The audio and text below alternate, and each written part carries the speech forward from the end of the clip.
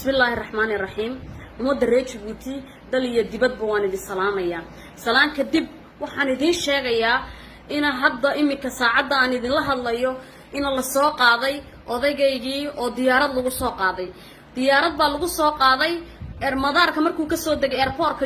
xumbuli uu ka soo degay telefoon buu igula soo hadlay wuxuu yiri ciyaalkayga ay diyaar waan qaadanayaa ciyaalkayga ay diyaar guri baan u kareystay waan qaadanayaa bigeedi marka reer Djibouti oo waxaan idin sheegayaa halka ay baashu gaadhay baan idin sheegayaa beerkaygii baa la doonayaa in la hor qaado si aan u aamuso si la ii aamusiyo si xaq layga aamusiyo ayaa la doonayaa in beerkayga la hor qaado marka reer Djibouti oo waxaan idin leeyahay waxa la arkay cududiina waxa la arkay xoogiina la arkay waxa la arkay isku duubnidiina la arkay maanta waxa la doonayaa in aniga la ii aamusiyo waxa la doonayo in la ii aamusiyo aniga idinka ayaa la idin arkay inaad wax goosan karaysaan idinka ayaa la idin arkay inay idinka go'antay haddii toole idaan dul qaadanayn in ay idinka go'an tahay ayaa la idin arkay haddii inaad wada nacdeen dhinac wada marteen dhinac ka wada marteen ayaa la arkay reer Djibouti marka waxa la doonayaa in halganka la iga reebo la doonayaa in halganka la iga reebo ayaa la doonayaa beerkayga la hor qaado la doonayaa reer Djibouti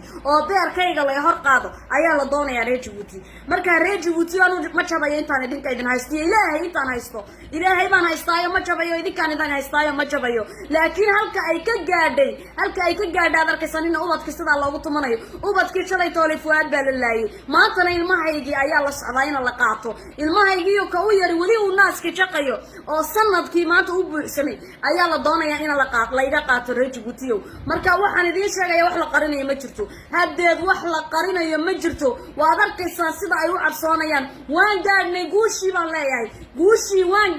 leeyahay reer Djibouti ha ka joogsanina ha ka jiifsanina fuad ya inta kale ee dulmiga ku xiran oo dhani inaga ayayna sugayaan uurka ka ooyayaan aniga taasina ima joojinaysan ilaahay reer Djibouti ima joojinayso ilana arkabaan ilaahay halka ay ka gaadhay marka maanta talisku isaga ayaa isku meeraysanaya isaga ayaa madaxu wareersan yahay marka libintu waa halkeena ha jabina hala tukado ilaahay ha loo noqdo hala dhaafo cabsida aanta Allah ahayna naar lagu mudanay hala dhaafo cabsida ay qulubta dadka ay gashadeen ilaahay ha ka masaxee ayaa maxaa la raadayay ka tukada baan idin leeyahay ka tukada reer Djibouti hadda toole way dhamaatay way socdeen fuaadan waan la soo baxaynaa iyaga iyo ragga kale ee Titi uu ka mid yahay walaalkay Titi iyo inamada kale ee ku xiran dulmiga oo dhan waa la soo wada saari insha Allah reer Djibouti waa kaade halkaasay maraysaa intaasaan doonaya inaan maanta idin sheego haddii ilaahay iraahdo libintu waa xaggeen waa ka waad arkaysaan shalay toole waxay ahayd caruurtii waxay ahaydeen fuad maanta waa beerkaydii beri toolena keen la ooyeynaayo kale beri toolena keen baan la ooyeynaayo kale de keebaan beri toolena loo ooyeynaa reer Djibouti waa isku duubnideena haddii inay qoloqoladayna dhex wadeen aan iska xidhnay bay arkayaan inay wixii ayna dhex wadeen oo dhan aan iska xidhnay bay arkayaan inaan lacagahoogii diidnay bay arkayaan inay wixii ay ku shaqaysanayeen oo dhan aan diidnay bay arkayaan reer Djibouti marka waxaan idin sheegayaa halkeeni buu halgan ku inooga sii soconaya inagoo dhulkeena jecel inagoo dhulkeena jajabinayn inagoo ka inagu soo darsadeen ee doonaya qaskiga qalalaasaha wada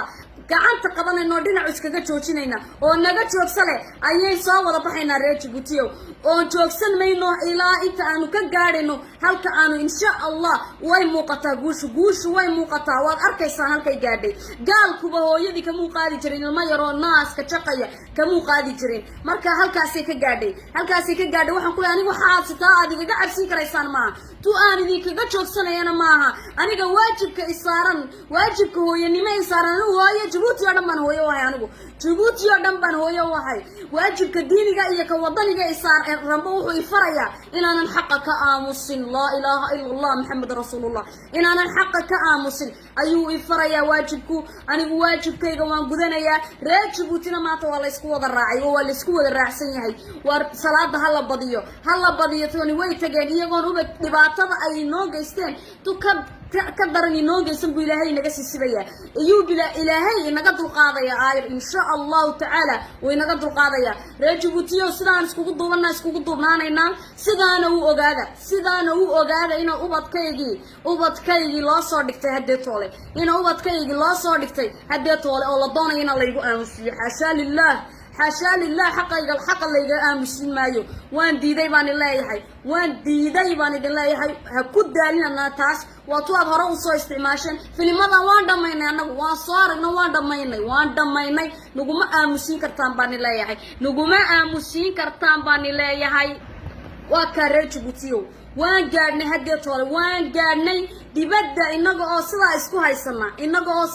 هايسانا إن شاء الله ayaa heedhi ayaan libinta gaarina weyna dhowdahay reer Djibouti soo wada baxa hadee toole soo wada baxa fadhi ma jira fadhi ma hadhin soo wada baxa hal idin wada helo waad arkaysaan covid kan iyo waxaan ay ku meeraysanayaan ninka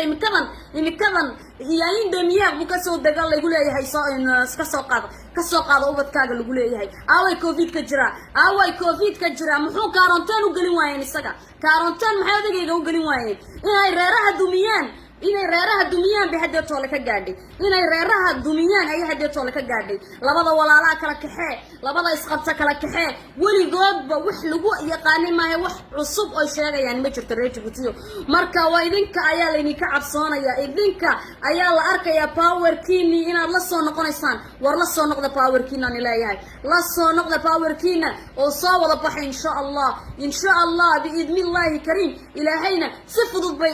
inaga dulqaad doona si fudud iyagoon dhibaato ziyaada ay noo geysan ayuu inaga dulqaadi doona kay nagu soo darsadeen dhinac inooga saara ka doonaya inuu meel gubana dhinac inooga saara ka doonaya inuu cid wax yeelana dhinac inooga saara gacmahan isaysana Allahu akbar baa leenahay ilaahay sidoo iyaga xaq ugu garansiyo ayaan Allahu akbar ku soo baxayna insha Allah waan idin salaamaya reer Djibouti qalbigaan idin ka soo salaamaya walaalahay dhamaantiinba waan idin salaamaya xaqu ifi xumaantuna way tagi xumaantuna way tagi baan idin leeyahay salaamu calaykum wa rahmatullahi wa barakaatuh anu deetaa kuma cabsoonayo baan idin leeyahay hadana iyaga ayaanu sheegay taasi tu joojinaysa maaha salaamu calaykum wa rahmatullahi wa barakaatuh